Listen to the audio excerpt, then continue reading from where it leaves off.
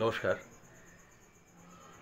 আগামী 23শে মে 2025 সন্দর্ভ নাট্যগোষ্ঠী academy of fine arts প্রেক্ষাগৃহে আমার জীবন কাহিনী নাটকটি মঞ্চস্থ করতে চলেছে মাননীয় শ্রী সৌম্য মজুমদারের পরিচালনায়। এই নাটকটি আমি লিখেছিলাম আজ থেকে বেশ কিছু বছর আগে। জীবন কাহিনী। জীবন জীবন কথাটার মানেটা ঠিক কী? জীবন মানে কি কোনোভাবে টিকে থাকা, বেঁচে থাকা, নাকি ভোগ্যপণ্যের স্তূপ জড়ো করতে করতে করতে করতে করতে একদিন হাঁফিয়ে যাওয়া, নাকি সমস্ত মানুষের থেকে বিচ্ছিন্ন হয়ে, এই সমাজের থেকে বিচ্ছিন্ন হয়ে শুধু ব্যক্তি জীবনের স্বার্থপর উচ্চাকাঙ্ক্ষার উড়ানে ভাসিয়ে দেওয়া গা, নাকি জীবনের মানে অন্য কিছু? জীবনের মানে কি এটা যে সুখ দুঃখ, আনন্দ বেদনা সবার সঙ্গে ভাগ করে নেওয়া, এই পৃথিবীর কাছে, মানুষের কাছে, প্রকৃতির কাছে সত্যি সত্যি কৃতজ্ঞ থাকা, মানুষের কাছ থেকে যেমন অনেক কিছু নিই আমরা, তেমনি মানুষকে তো দিতেও হয় অনেক কিছু। এই সমাজের কাছ থেকে কত কি নিয়েছি আমরা বড় হওয়ার জন্য, আর বড় হয়ে কেবলই মনে হয় যে আমি কেন দেব।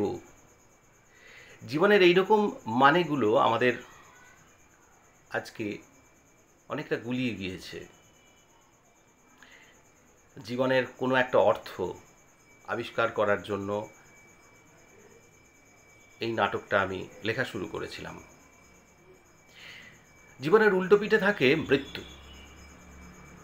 মৃত্যু যা আপাতভাবে মনে হয় যে জীবনের শেষ। মৃত্যু যা আমাদের সমস্ত পরিচয়কে ধ্বংস করে দেয়। মৃত্যু যা আমাদের